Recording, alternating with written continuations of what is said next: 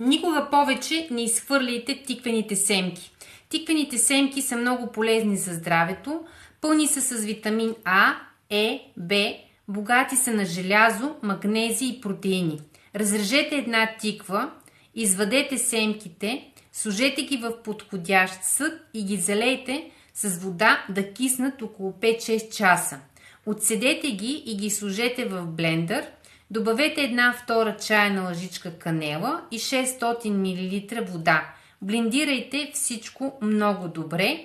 Прецедете през финна цедка млякото, изсипете в чаша и за сладост добавете една чайна лъжичка мед.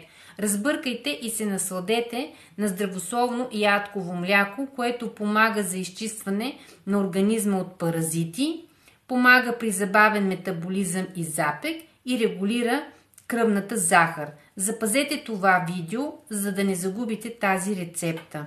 В книгата ми 83 здравословни рецепти може да се организирате сами с моя метод и рецепт.